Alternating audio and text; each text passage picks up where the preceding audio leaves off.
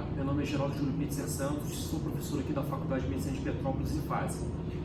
Hoje a gente vai falar um pouquinho sobre a anatomia do crânio, essa importante estrutura que é um dos componentes do esqueleto axial.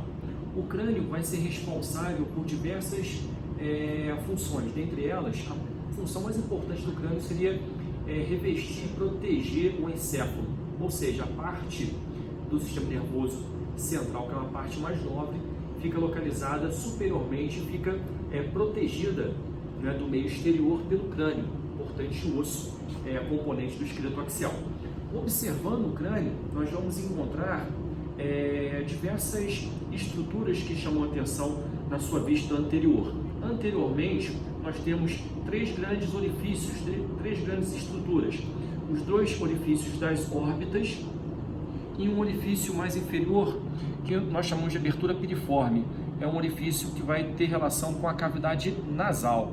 Então nós temos os globos oculares, ficam localizados aqui em cima no interior das órbitas, e inferiormente nós temos a cavidade nasal, que vai ter relação com essa abertura piriforme, ou seja, em forma de pera, delimitando anteriormente a parte da região cartilaginosa do nariz e mais profundamente a parte da cavidade nasal propriamente dita. Observando o seu crânio em sua vista anterior, nós vamos identificar também um importante osso, o osso frontal, localizado aqui mais superiormente. Na parte mais inferior, nós vamos encontrar a maxila, ou osso maxilar. Lateralmente, nós vamos encontrar os dois ossos zigomáticos. E entre a maxila e o osso frontal, nós vamos encontrar os dois ossos nasais. Então, revisando, osso frontal, osso maxilar ou dois ossos maxilares, na verdade esse é um osso único, que vai se fundir na linha mediana, formando um grande maxilar, né? Os dois maxilares se fundem formando um grande maxilar. Nós temos os dois ossos zigomáticos e os dois ossos nasais, aberturas das órbitas e aqui a abertura piriforme. Observando o crânio na sua vista anterior, nós vamos encontrar algumas linhas de suturas, ou seja, articulação fibrosa entre essas estruturas ósseas.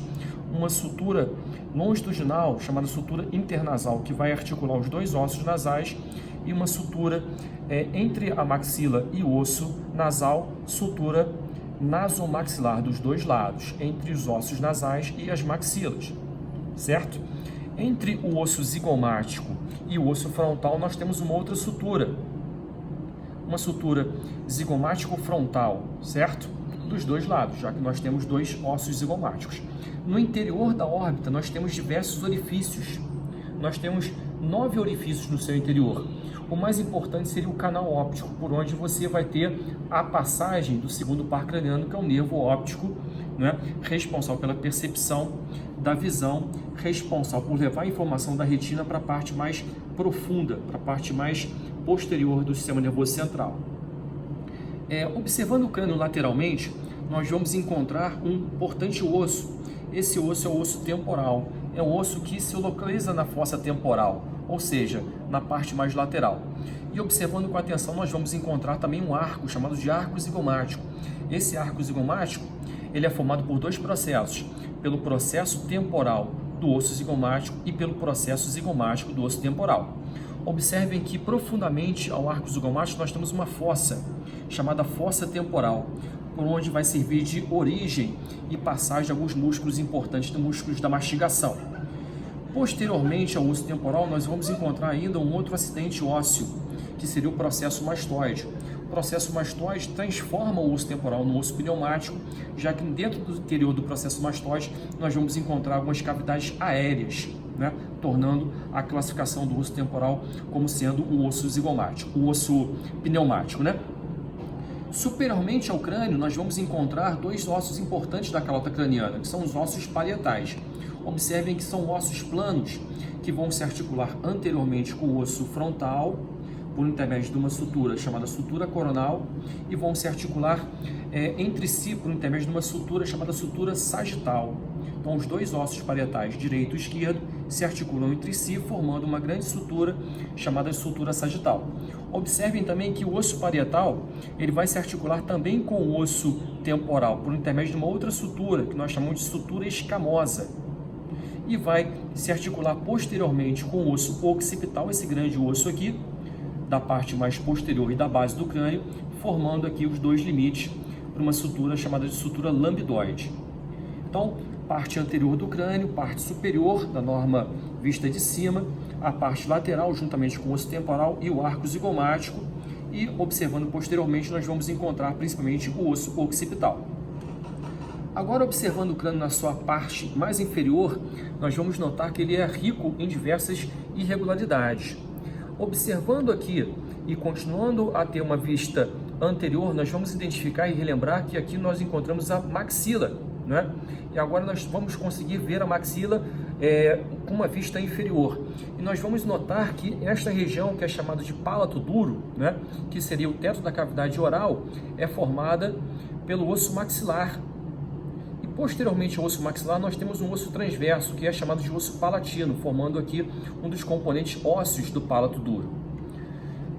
Inferiormente, nós temos um grande orifício, né? O orifício mais importante do corpo humano é chamado de forame magro, por onde vai atravessar a medula espinhal, né? E na parte inferior do crânio, nós temos diversos acidentes. Nós temos um osso esfenoide, né? Onde você vai ter a formação do processo pteregoide com as suas lâminas, processo pteregoide lâmina lateral, processo pteregoide lâmina medial. Nós temos a parte basilar do osso occipital, que vai se articular com o osso esfenoide. Então, o osso esfenoide aqui localizado, eu vou ter uma articulação do osso esfenoide com a parte basilar do osso occipital, né? E observem que o limite superior da cavidade oral é formado pelo pálato, que também corresponde ao limite inferior da cavidade nasal. E o limite posterior da cavidade nasal são duas aberturas que nós chamamos de coanas. Então, estão aqui localizadas, né? Observem também que existem diversos forames, diversos orifícios nessa base do crânio. Por exemplo, eu tenho forame redondo, forame oval, eu tenho canal carotídeo, eu tenho forame jugular, eu tenho forame estilomastoide, eu tenho o forame lacerado e eu tenho canal do hipoglosso e tenho forame occipital. Esses forames têm importância mais secundária, já que eles servem para a passagem de algumas estruturas vasculares e nervosas entrando e saindo da base do crânio. Observe um grande orifício na parte lateral, que seria o meato acústico externo, né? E observem também diversas irregularidades na base do crânio. Essas irregularidades vão servir de inserção para alguns músculos, principalmente músculos que vão mexer a região da cabeça e vão entrar em contato com estruturas da região cervical. Uma outra estrutura de relevância aqui nessa região da base do crânio seria o processo estiloide. Então, o processo estiloide vai servir de inserção para três músculos: estiloide, estiloglosso e estilofaríngeo. E aqui, observando novamente o processo mastoide posteriormente, a gente vai encontrar um grande sulco, que seria o sulco do ventre posterior do músculo digástrico, né? Então, relembrando, aqui na frente nós temos o osso esfenoide, posteriormente nós temos o osso occipital, anteriormente nós temos o osso maxilar, formando aqui o palato duro, e lateralmente nós vamos encontrar o osso temporal, juntamente com o osso zigomático, formando aqui o arco zigomático. Observem com atenção, nós temos uma fossa no osso temporal na sua borda inferior, chamada fossa condilar, ou fossa para articulação temporomandibular. Ok? Agora, observando esse crânio por uma vista profunda, uma vista interna, nós vamos identificar que esse crânio ele é formado por três fossas. É uma fossa craniana anterior, formado principalmente pelo osso frontal, uma fossa craniana média, formado principalmente pelo osso temporal, e uma fossa craniana posterior, formado principalmente pelo osso occipital. Observem que esses orifícios na base do crânio também se comunicam com a sua parte mais profunda, né? Observem, por exemplo, que no osso frontal nós temos diversos orifícios na parte deste osso, e no osso etimoide, que é um outro osso localizado nesta região, nós temos uma lâmina crivosa, por onde vai atravessar o primeiro par craniano. Aqui a gente consegue identificar o forame ou canal óptico, por onde vai atravessar o segundo par craniano, que é o nervo óptico, indo em direção à órbita, e outros forames, como forame redondo, forame oval, forame espinhoso, forame lacerado, que vão ter importâncias secundárias, já que vai atravessar algumas estruturas vasculares e nervosas, assim como o forame jugular e o canal carotídeo. Nesta região, a gente vai encontrar uma estrutura importantíssima, que seria a hipófise, ou seja, no osso esfenóide, visto aqui pela parte mais profunda, nós vamos encontrar uma fossa, chamada fossa hipofisária, ou cela túrcica, onde a gente vai encontrar a glândula hipófise, né? Então, isso aqui seria uma vista profunda em relação aos ossos da calota craniana da sua borda basal. Observando agora aqui os ossos de forma individualizada, a gente vai encontrar, por exemplo, o osso occipital, né? O osso occipital chama atenção por quê? Porque ele possui esse grande forame, chamado de forame magno, né? Então, é um osso importante da região posterior da cabeça. Ele, na sua parte interna, vai possuir uma projeção óssea, que chama protuberância occipital interna, por onde vai servir de inserção para alguns folhetos da dura mater, que é a lâmina mais externa das meninges.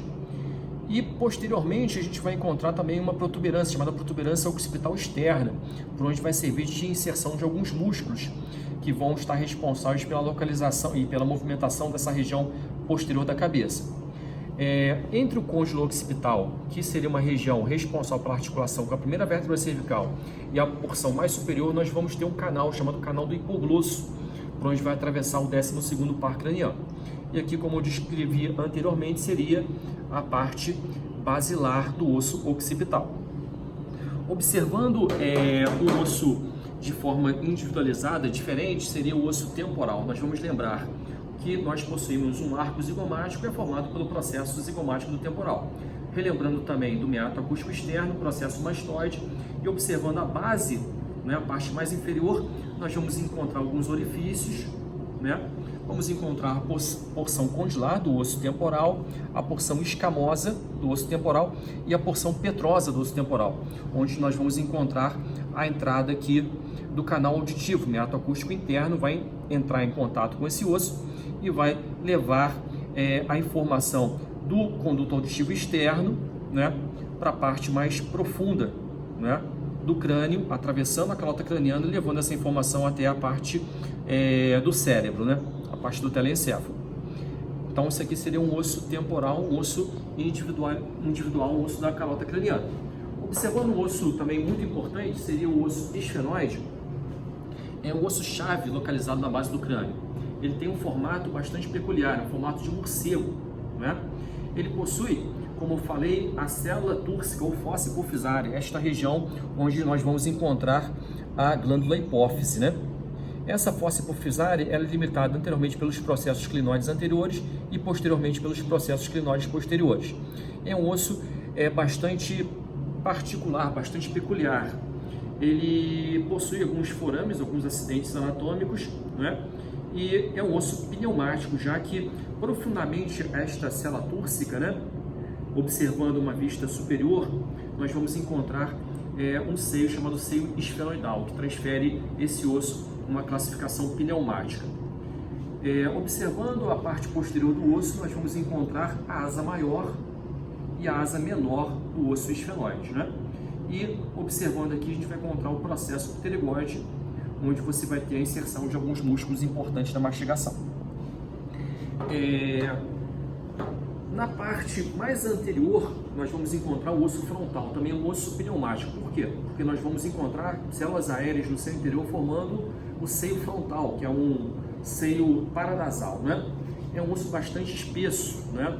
Então, permite uma segurança muito grande em relação à proteção da calota craniana, em relação ao encéfalo aqui no seu interior, né? Como eu falei, ele vai possuir uma sutura chamada sutura coronal, onde você vai ter articulação entre o osso frontal e os dois ossos parietais posteriormente. E você vai ter também a formação do arco superior da borda mais anterior da órbita, né? Uma região importante do osso frontal seria uma região mais anterior, medialmente as duas órbitas em relação aos seus arcos, formando aqui uma região que nós chamamos de glabela. Ok? O osso parietal é um osso também da calota craniana, um osso plano, né, que vai se articular entre si com seu equivalente contralateral, vai se articular anteriormente com o osso frontal, posteriormente vai se articular com o osso occipital e latero-inferiormente com o osso temporal. Então esses são os ossos da calota craniana. É importante notar que existem diversos outros ossos aqui, que têm importância mais secundária. Por exemplo, existem ossos localizados no interior da cavidade nasal, como as conchas nasais, né? Existem ossos que vão delimitar medialmente a cavidade nasal, formando aqui o septo nasal, né? Existem ossos pequenos localizados posteriormente, no caso como o vômer, como o osso etimóide, que possui uma lâmina perpendicular, que são ossos mais secundários em relação a essa importância. E vale a pena a gente falar também de uma estrutura que vai se articular com o crânio, que nós chamamos de mandíbula, né? Ou maxilar inferior. Essa estrutura vai permitir a articulação desta região, que seria a porção condilar, né? Com a fossa condilar do osso temporal, formando a articulação temporomandibular. Então a mandíbula é um osso importante, ela possui um corpo anteriormente e ela possui um ramo posteriormente. E esse ramo ele é dividido em uma parte posterior, ou seja, o processo condilar, e uma parte anterior, ou seja, o processo coronoide. Entre o processo coronoide e o processo condilar nós temos uma incisura mandibular. E observem que nessa união do ramo da mandíbula com o corpo da mandíbula, nós vamos ter uma região que nós chamamos de ângulo da mandíbula. Esse ângulo vai ser importante, já que vai servir de inserção de alguns músculos importantes da mastigação. Observem também que existem alguns orifícios localizados na mandíbula, ou seja, os orifícios dos alvéolos dentários, onde você vai ter articulação com os elementos dentários, formando aqui uma articulação fibrosa do tipo gonfose. Ok? Então fizemos aqui uma revisão sumária dos ossos da calota craniana em relação à sua união e em relação também à mandíbula. Grande abraço.